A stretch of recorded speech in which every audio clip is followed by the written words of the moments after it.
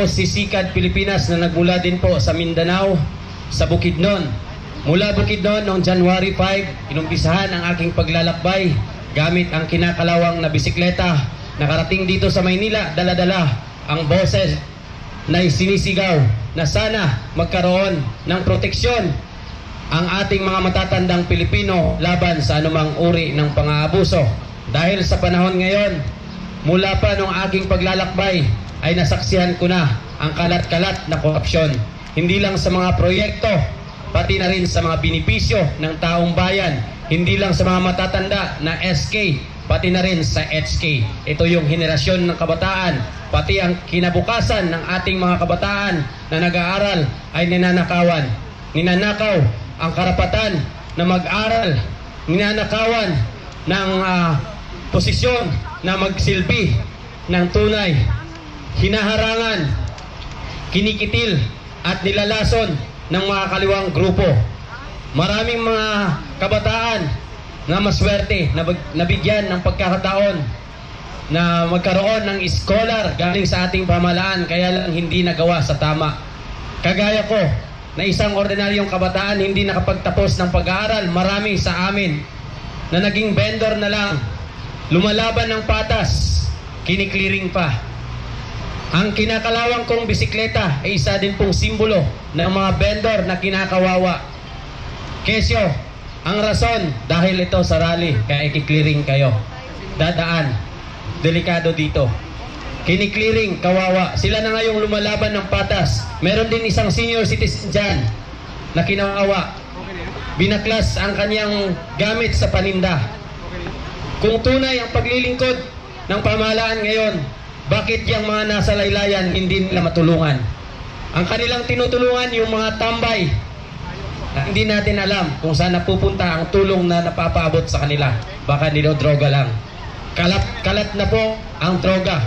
Kalat na ang mga drogista. Hindi na safe ang ating bansa ngayon. May mga naririnig tayo sa social media at sa mga balita na sa panahon daw ngayon ay naging safe ang Pilipinas. Nasaan ang safe? Maraming ninanakawan, maraming napapatay sa lansangan, maraming mga riding in tandem na nangyayari ngayon. At pati ang mga pinagkaloob ng pamahalaan sa ating mga matatanda na lupain sa probinsya ay inagaw pa. Dahil ang mga lupang iyon pinamahagi, binigay ng ating minamahal na former President Rodrigo Duterte. Binawi, ginawa nilang struktura para sa sarili nila. Ginawang negosyo. Kung kaya nila na gawin kay former President Rodrigo Roa Duterte ang pang-aabuso na isang matanda na aking nasaksihan na nagsilbi sa ating inang bayan, at noong panahon niya naramdaman ng taong bayan ang safe na lugar, safe na pamamalakad at may tapang at malasakit at tunay na serbisyo sa mga matatanda. Ngayon marami akong nababalitaan na may mga matatandang nakakatanggap ng expired na gamot. Ganun ba ang programa ng administrasyong ito? Yan ba ang pinagmamalaki nyo? Ang proyekto nilang pinagmamalaki, ayan, nasa harap natin, barbed wire. Sino bang nakakulong dito? Wala namang nakakulong dito. Parang sarili nila, kinulong na nila sa paglatag nila ng kanilang proyektong barbed wire. Pero nung panahon ni Tatay Digong, ano ang proyekto? Build, build, build program. Karagdagang istruktura para sa ating mga kababayan. Para sa susunod na mga henerasyon ay magamit pa ng mga kabataan na sumisipol pa lang. Sa panahon namin ngayon, nawawalan na kami ng tiwala sa pamahalaan. Kaya maraming mga kabataan dyan, tahimik lang. Pero panahon na para kayo, sumikad tayo. Isikad natin, isigaw natin ang tunay na kahulugan ng kalayaan. Hindi yung kalayaan na malaya silang magnakaw sa kaban ng bayan, samantalang ang ating mga kababayan gutom sa kanilang mga tahanan. May mga matatandang umaasa ng ayuda, binipisyo sana, pero hindi nakakarating sa kanila. Kasi ang napapriority, sabi nga ng iba, malapit sa luwag, malapit sa kaldero, malapit sa kawali. Lahat ng mga ayuda na pupunta sa kamag-anak lang nila. Ang nabibigyan, yung malakas pa. Paano yung mga matatandang hindi na kayang magtrabaho? Paano sila? Saan ang para sa kanila? Inaabuso nyo. Hindi lang kapangyarihan sa pamumuno dito sa ating pamahalaan ngayon.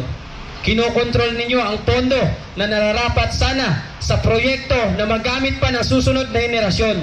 Kawawa ang kinabukasan ng kabataan, kinabukasan ng mga matatandang Pilipino na umaasa na makakaramdam naman sana ng kapanatagan. Kaso, ang naramdaman nila ngayon, pag-aalala. Dahil ito lang yung nasa isip nila ngayon. Kahit tahimik lang yan sila, ito yung iniisip nila. Paano na? Ano na ang aming gagawin ngayon? Pero huwag po kayo mag-alala. Yung mga nasa bahay na hindi kayang tumayo, tumindig, pumunta dito. Ito lang yung panawagan ko sa inyo. May mga apo, may mga kamag-anak kayo na matitikas, matatapang. Ang tapang natin, huwag nating ilabas sa social media. Nandito ang tunay na laban. Nandito, humarap tayo. Makiisa. Isikad natin. Sipain ang nararapat sipain. Ilibing ang dapat ilibing. Ito na, nakahanda na ang kabaong. Iwan ko lang magkasya ba sila dito. Kung hindi sila magkasya, may mga maleta naman tayo dito nakalatag. Maluwag pa. Hindi ako. Yung mga magnanakaw nararapat dyan. Ginawa ko lang yung pagsakay kanina sa kabaong dahil yun po ay isang salamin na ating nakikita sa panahon ngayon. Ang tunay na nangyayari sa ating bansa. Pinatay na nila ang demokrasya. Pinapatahimik nila ang tumitindig, sumisigaw ng karapatan ay pangalagaan. Ang gusto nila, kawatan ay protektahan. Yun yung nangyayari ngayon.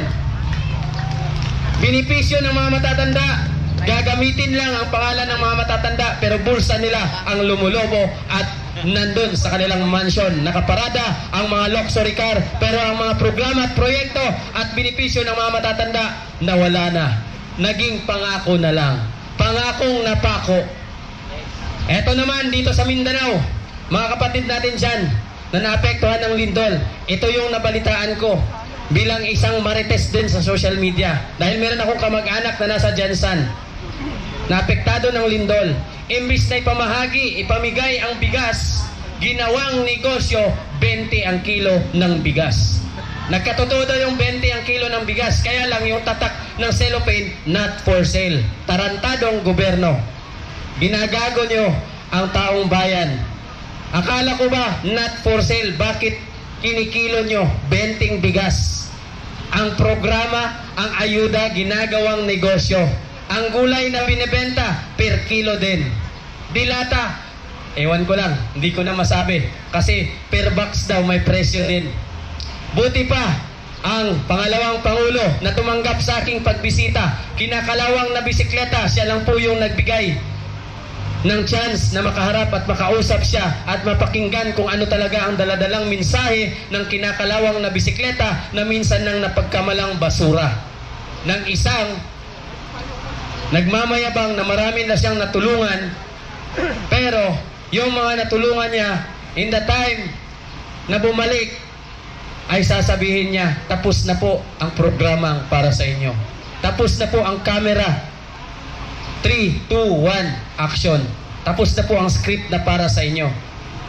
So yung taong lumapit ulit, naghanap ulit ng malalapitan. Kaya lang wala na silang malapitan kasi sabi ng tao, ilang nilapitan ulit, tapos ka na sa programa ng isang nagmamagaling na Tolpo Brothers dyan, na ang mukhang bilig, tumulong daw sila sa mahihirap at sila daw po yung kakampi ng inaapi. Pero ang nangyayari, kabaliktaran, sila po yung kakampi ng aapi sa taong bayan. Babaero kasi. Marami kasi siyang pampagana. Kaya iba-iba yung tinitable niya. Swerte, 250K. Saan galing ang pera? Pera yon ng taong bayan. Kung yung perang yon ginamit para sa ayuda, na para sa mga matatanda, yung gatas ngayon, alam ko mahal, kawawa yung mga senior citizen.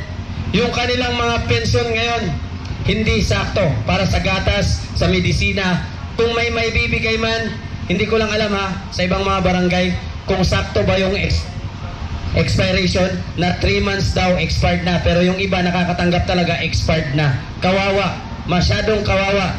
Kaya ngayon, mga kapatid, mga kababayan, mga katunay, ang tunay na nagmamahal sa ating bayan, tayong mga taong nandito at ang ating mga apo, kamag-anak na matitikas na gustong lumantad po kayo. Huwag po kayong matakot dahil itong ating pinaglalaban, para po ito sa ating kinabukasan at para po ito sa ating mga matatandang Pilipino na unang tumindig at haligi ng ating inang bayan at mga kabataang nawala na sa landas. Pakiusap ko sa inyo, makiisa at makilahok kayo. Dahil alam ko, nung panahon ni Tatay Digong, gusto nyo nang magbago. Kaya lang dahil sa pagbalik ng kalat-kalat ng mga durugista, ay naisama na naman kayo. Mga kabataan na nag-aaral, out of school youth, na gustong mag-aral, may pag-asa pa. Gaya nga sa sinabi ni BP Inday Sara Duterte sa akin, dahil hindi ako nakapagtapos ng elementarya. Hindi po ako educated, hindi po ako college graduate, elementary lang po ako, grade 5, at pinayuhan ako ni BP Inday Sara. Hindi pa tapos, hindi pa uli ang lahat, may pag-asa pa, may potential ka. Subukan mo mag-enroll sa acceleration test. Ito yung alternative learning system. At magandang balita, BP Inday Sara Duterte, yung binilin mo sa akin ay sinubukan ko at natanggap ko ang porsyentong 64%. At naway maraming mga out of school youth na tumindig at mag-aral muli, may pag-asa pa tayo para sa inang bayan, para sa ating kinabukasan, at para matugunan natin ang tunay at matigas at hindi garter lang o hindi yung malutay. Ito yung tinatawag natin sulidong saklay na siyang aalalay sa ating mga haligi, ng ating inang bayan, ng ating bansang Pilipinas, ng mga matatandang Pilipino, dahil sila ay kulang na sa kakayahan. Kaya tayong mga kabataan, tumindig at sumikat, isigaw ang karapatan ng mga matatanda, pangalagaan at ang edukasyon ng kabataan, huwag nakawin, at ang aming kinabukasan, huwag lustayin ng mga magdanakaw na ang gusto magkaloksorikar. Maraming salamat po.